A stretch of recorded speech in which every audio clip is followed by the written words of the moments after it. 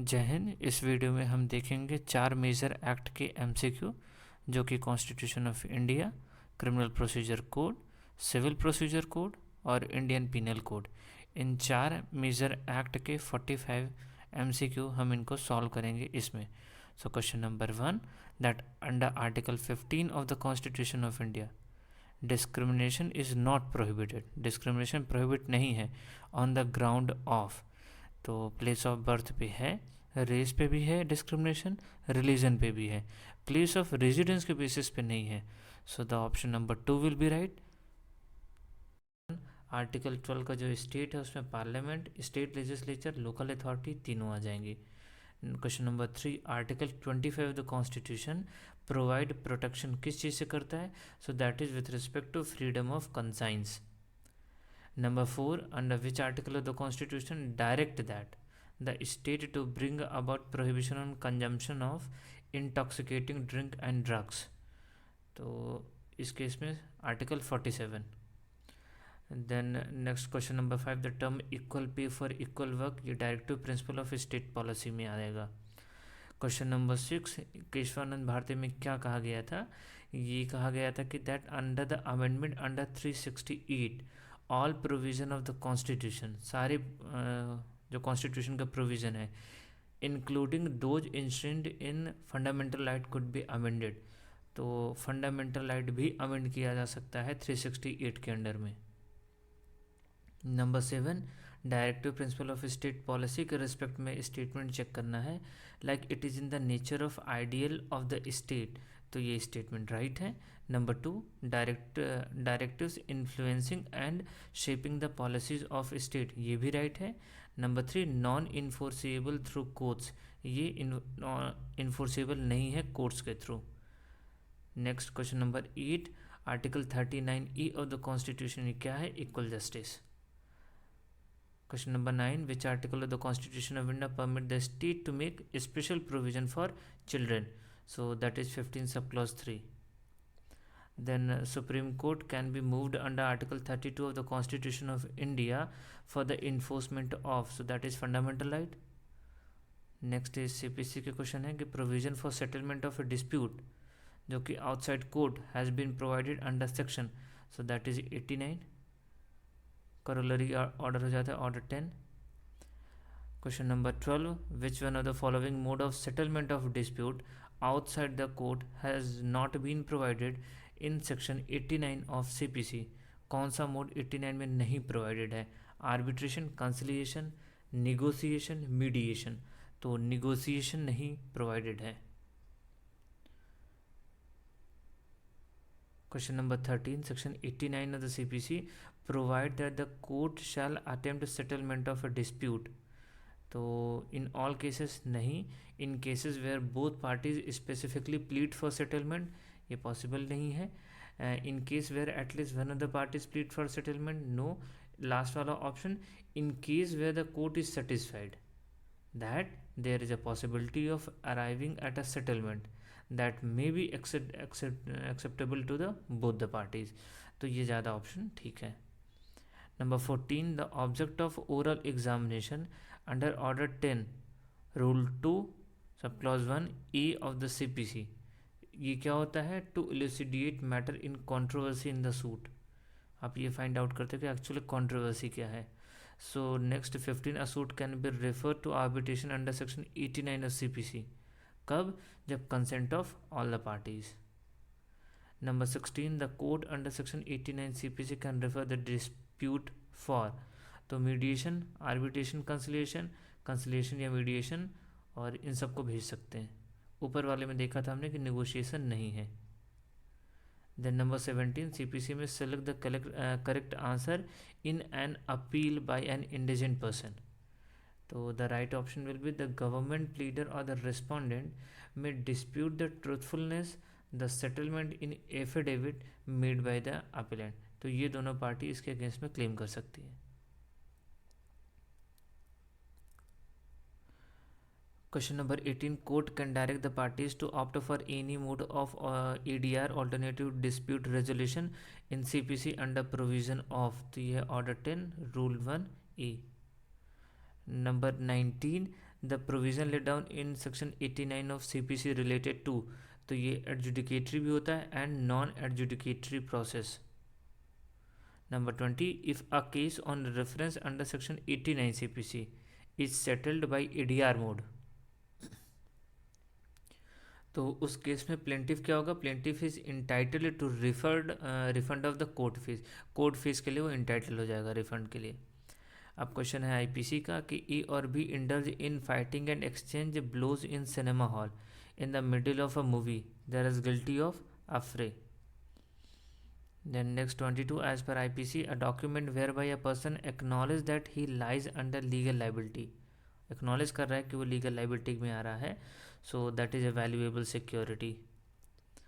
Next 23, he entered the house of Jed through an open door, दरवाज़ा खुला था घुस गया, but leaves it through a hole made by himself, but आया कैसे, एक होल बना के. सो एक कमिट क्या किया, house breaking. Next 24, the offence of kidnapping a male victim for the purpose of begging is punishable under section 363 IPC if the kidnapped male is under the age of 16 year. With respect to female age का criteria 18 years है.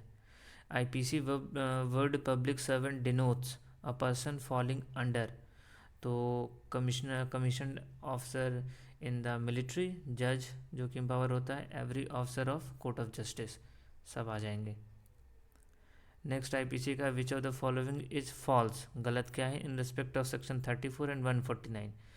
तो option number 4 directly पढ़ते हैं. Section 34 require at least 5%, तो हमको इसमें क्या देखना है, which of the following is false, गलत क्या है. तो 34 के लिए 5% की एटलीस्ट 5% की रिक्वायरमेंट तो नहीं होती. In the common while in the common intention while section 149 require at least 2% to share the common intention, totally wrong. Number 27, a workman throws snow from a roof after giving warning, एक warning दिया उसके बाद बर्फ थी उसे फेंका छत से. a passer by is killed, the workman is, तो not guilty since death was accidental. Number 28, in IPC the pronoun he and its derivative are used by, so any person whether male or female. Number 29, good faith within the meaning of IPC में क्या होगा, an act done with due care and attention.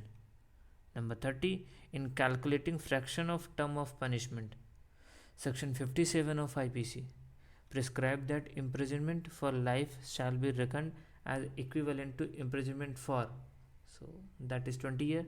So for the purpose of 57, life imprisonment का मतलब होगा 20 years.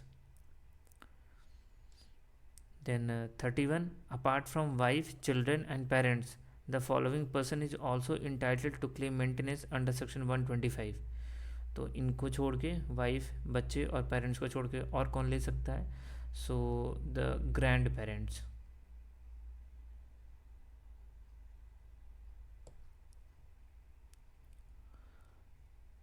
Then 32 is that the expression victim used in CRPC include, तो आपका जिसमें जो गार्जियन भी आ जाएगा, the guardian of that person who has suffered any loss or injury, and the second option the legal heir of that person, तो ये दोनों आ जाएंगे. Question number 33, a person is charged and convicted by a magistrate of the second class for the offense of theft. Can he subsequently be charged with and be tried for robbery on the same fact? So the answer is yes. Number 34, in a criminal case instituted on a complaint of the public prosecutor regarding the defamation of minister in respect of his public function, so the offense is compoundable by the person defamed with the permission of the court, तो ये compoundable हो जाएगा.